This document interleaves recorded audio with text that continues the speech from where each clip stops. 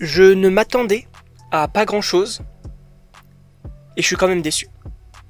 Évidemment, bonjour à toutes et à tous, je suis très content de retrouver pour une nouvelle vidéo. Sachez que, oui, j'ai été voir ce film, mais avant tout, avant de parler de ce film-là, je dois faire un petit récap sur mon, comment on appelle ça, mon affect avec cet univers de Five Nights at Freddy's. Puisque oui, évidemment, comme tout le monde, j'ai découvert ce jeu notamment via des let's play, des petites vidéos, c'était sympa, c'était très sympa. Mais je ne connaissais pas trop le lore, pour moi c'était juste en fait des IA maléfiques, ces sortes d'animatroniques. En revanche, j'ai regardé le premier film Five Nights at Freddy's en n'ayant toujours pas trop connaissance sur le lore, et je l'ai trouvé assez moyen. Bien évidemment l'ambiance, les costumes et tout c'était vraiment très bien, mais globalement j'étais pas forcément le plus grand fan du film, j'ai trouvé un peu moyen même si c'était pas non plus dégueu. En revanche, la semaine dernière, quand j'ai appris qu'un ami voulait m'inviter pour aller voir ce deuxième film, je me suis renseigné sur le lore, notamment d'une vidéo qui était hyper intéressante sur ce lore-là, qui était très bien racontée d'ailleurs, et je trouve ça passionnant. Le lore de Five Nights at Freddy's est passionnant. Je trouve ça très intéressant. Alors après, il m'a un petit peu perdu, notamment avec toute l'histoire de quand, par exemple, on va voir Michael qui va être possédé par des IA, enfin, même par des enfants, enfin, c'était assez bizarre, ce côté-là. En revanche, globalement, c'est très intéressant ce qu'on nous propose. Et je suis dégoûté d'avoir vu ce film. Alors, avant du coup d'en parler plus précisément, il faut aussi dire que c'est mon avis. Donc je ne suis pas le plus grand fan de cette licence-là, je n'ai pas tout le bagage que certains ont, je l'ai découvert le lore la semaine dernière. En revanche, il faut parler de ce film-là. Parce que pour moi, c'est une honte. Parce que oui, il y a énormément de problèmes dans ce film-là. On va commencer, si vous le voulez bien, par les points positifs de ce film-là, notamment les costumes. Les costumes, moi je trouve que c'est tout simplement génial. Ce qu'on nous propose, on va pas se mentir, c'est très réaliste. On voit vraiment que voilà, ce ne sont pas des effets spéciaux, donc c'est des effets pratiques. Ça fonctionne vraiment bien. Et j'aime beaucoup ce qu'on nous propose là, parce qu'il y en a qui sont, enfin, en tout cas il y a des animatroniques qui sont vraiment très propres, il y en a qui sont vraiment très délabrés finalement, et je trouve que le tout fonctionne bien. Et ce qui est cool, c'est qu'aussi dans ce film là, alors l'ambiance est aussi réussie, notamment du coup dans le deuxième / premier restaurant, l'ambiance est réussie, sachant que dans le premier film pour moi il n'y avait pas tant de screamers que ça, c'était assez moyen de ce côté-là. Là, les screamers sont peut-être un peu plus réussis. Il y en a peut-être un peu plus aussi, mais pour moi, c'est mieux réussi dans ce deuxième film. En revanche, il y a des problèmes. Il y a des problèmes, notamment l'histoire. L'histoire qui n'est pas bien racontée, en fait. Alors, encore une fois, je ne connais pas tout le lore. Mais, dites-vous que la vidéo que j'ai regardée est mieux raconté que ce film-là. Ce n'est pas normal. On ne sait pas t'expliquer cette histoire. C'est-à-dire que dans le premier film, on te disait « Oui, alors, ce sont du coup des robots », et après, en 2 phrases, on te dit « Non, en fait, quelqu'un a tué des enfants, les enfants ont possédé les robots, et les corps ont été mis dans les robots. » On ne se pose pas plus de questions. On te dit « Ok, d'accord, ça marche. » Bah frérot, c'est expliqué en 2 phrases, d'accord ?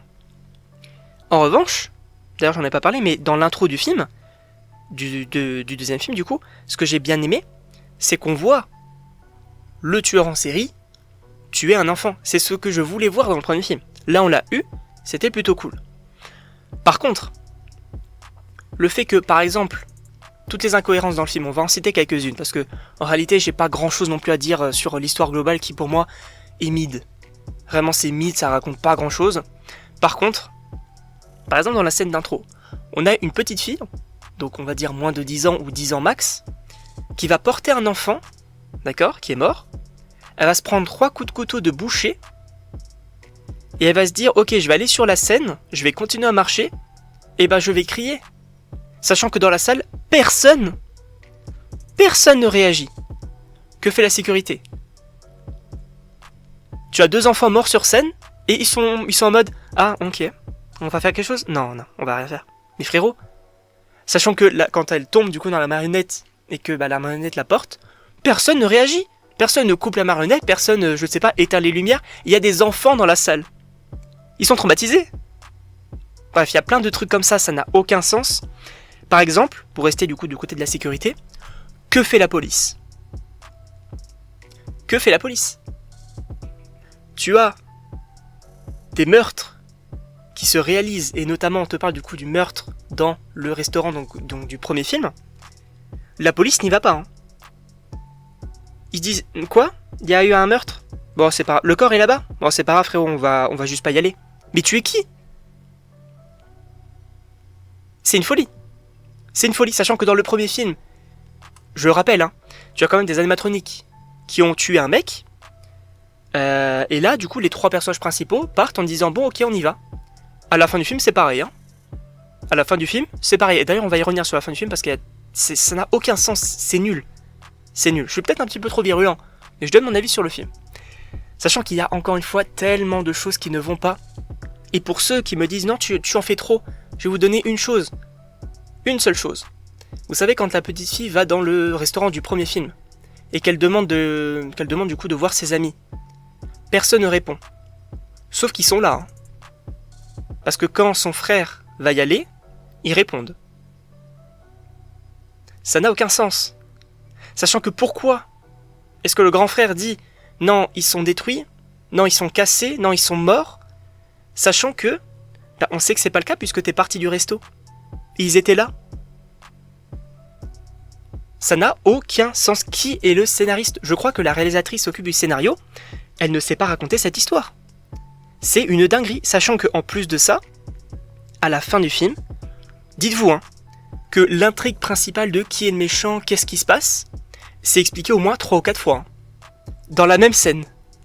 C'est-à-dire qu'on te dit, ce sont les enfants qui ont possédé ces nouveaux corps, sauf que non, c'est la marionnette qui manipule ces corps, sauf que non, c'est le frère qui manipule, enfin le frère du coup de Vanessa, je m'entends, qui manipule les corps, et à un moment donné, mettez-vous d'accord, parce que là, je vous jure que c'est vrai.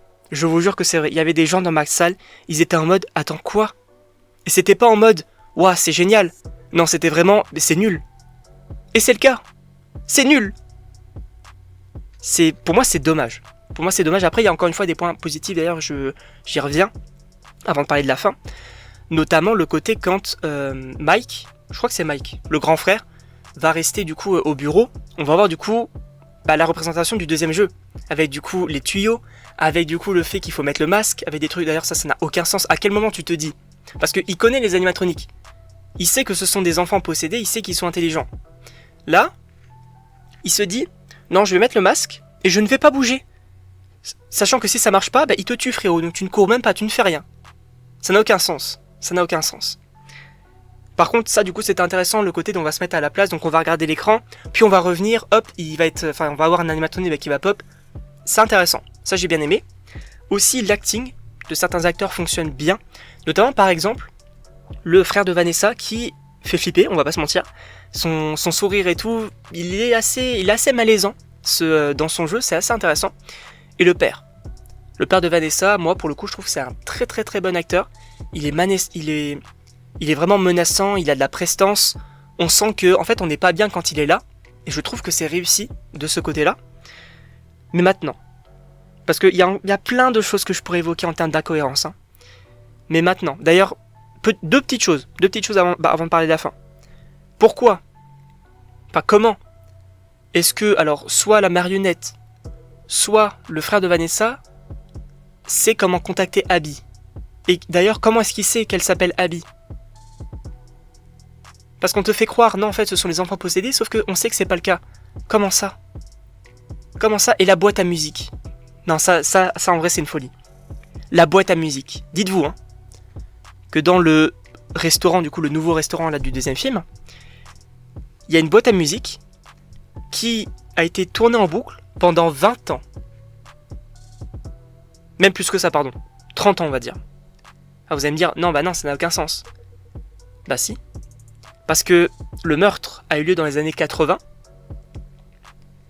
Et la personne, du coup la Vanessa, a mis la boîte à musique pour empêcher la marionnette, donc Charlotte, de faire du mal. Sauf qu'elle le dit, bah en fait elle n'est jamais sortie parce que la boîte à musique est tournée en boucle. Frérot, la boîte à musique elle a tourné pendant 40 ans. C'est ce qu'on est en train de me dire. Je suis presque sûr, hein, que soit en 40 ans, il y a quelqu'un qui l'aurait coupé, soit bah qu'elle aurait juste arrêté de fonctionner. Tout simplement. Et après, le fait que t'as le père de Charlotte qui te dise « Attends, tiens, prends cette boîte à musique que j'ai laissée là pendant 40 ans aussi sur mon meuble, tu peux l'utiliser, tu peux la mettre dans le restaurant ?» Et quand il l'utilise, c'est en mode « Ah non, la boîte à musique c'est mon point faible, mais frérot, on est où ? Tu nous prends pour qui ? Tu nous prends pour qui ? Et la marionnette, elle est même pas menaçante quand elle possède les gens. Alors que, réellement, le masque de la marionnette, pour moi, ça fait peur. Ça fait peur. Alors, utilise-le. Utilise la marionnette plutôt que des gens possédés qui ne font pas très peur. Pour moi, c'est dommage. Pour moi, c'est dommage. Et la fin du film, c'est n'importe quoi. On te coupe le film comme ça. Sachant qu'un troisième film, je crois, n'a même pas été annoncé. Les gars, on est où ? Alors vous allez me dire, oui mais regarde dans Spider-Man Across the Spider-Verse, la fin ne se termine pas. Sauf que c'était prévu comme ça dès le départ. C'est une partie 1, une partie 2. Là, c'est un deuxième film, ton film n'est même pas terminé.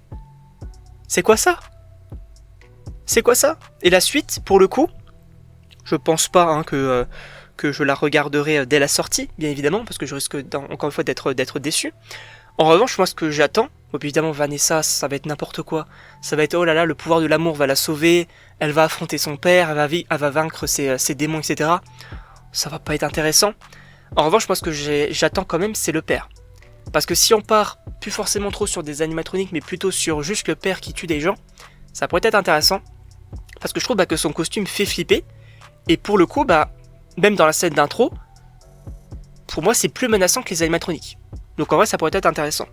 En tout cas je sais pas ce que vous en pensez, évidemment n'hésitez pas à me le dire dans les commentaires.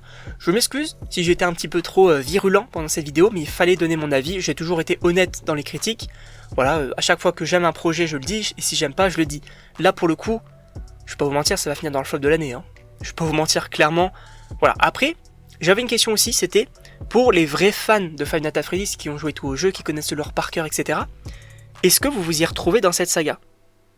Et c'est pas juste pour être méchant gratuitement, mais j'aimerais vraiment comprendre si ça vous plaît, pourquoi du coup ça vous plaît, et si ça vous plaît pas, pourquoi aussi. Donc n'hésitez pas à me dire tout ça dans les commentaires. En tout cas, sachez que demain on se retrouve notamment donc, pour la vidéo sur l'histoire de la saga Avatar. J'espère que ça vous plaira, c'est une vidéo un petit peu plus travaillée que d'habitude, donc c'est les histoires 2. Donc j'espère vous retrouver très vite, et donc on se retrouve pour une prochaine vidéo.